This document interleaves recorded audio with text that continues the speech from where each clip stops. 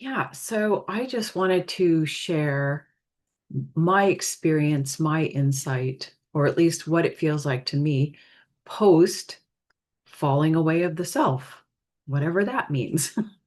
Liberation of consciousness. Yeah, the true no self state, whatever that is. And that is and what I discovered about my chakras, and that is I think a few of them have gone away. And yeah, at least that's been my experience. And I'm just sharing this with you because I know that there was, oh, many years ago, there was the trend, I do believe it was a trend, of people wanting to remove their chakras. And what I've discovered is and if it's still a trend and people are wanting to do it, I'd say don't do it.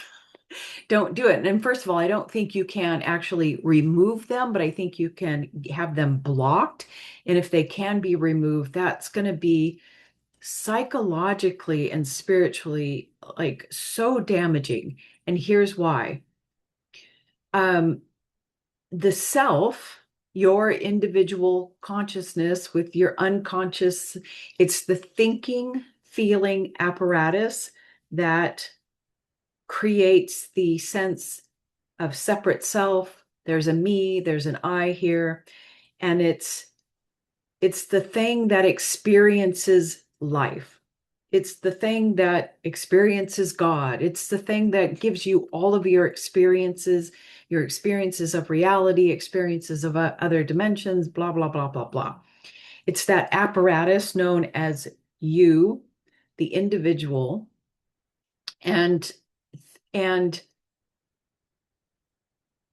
it is a physical, a quote unquote physical energetic structure that's flowing and moving around you. And your chakras, or the spinning energies, are a result of that energetic field around you, of your individual consciousness. So what happens when that self falls away, or I don't know what the right terminology is, but that's the terminology in the spiritual awakening community.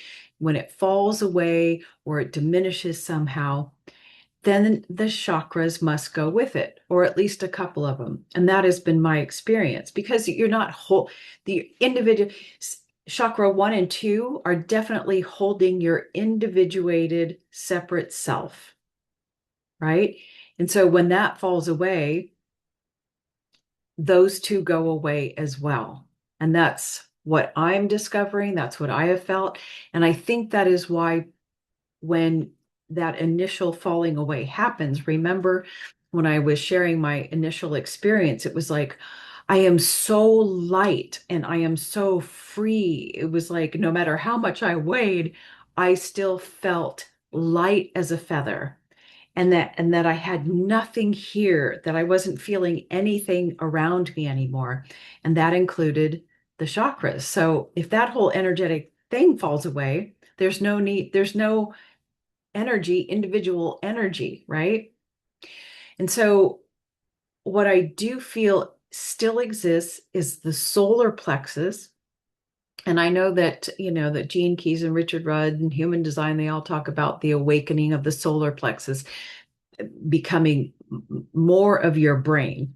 Like it's a higher consciousness or human consciousness that the solar plexus will begin to activate and become, because without the thinking feeling apparatus really functioning the way it used to or being less, now you are, I am, when the self falls away, you rely heavily on your senses for information to interact with the field, right?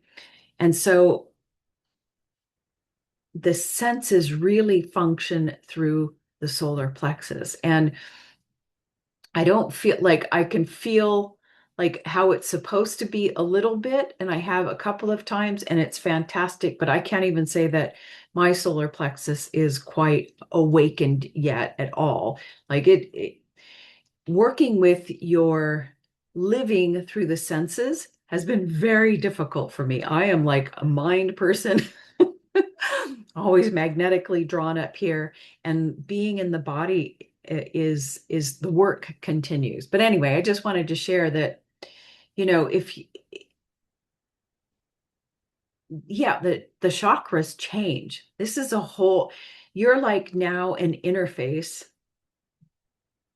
for the cosmos, and certainly the chakras would change. And what I feel is solar plexus and the heart are the two main, like I don't even feel the throat chakra anymore, and I don't feel the third eye. And of course, this the seventh chakra isn't really a chakra, it's just an opening, which is fully open.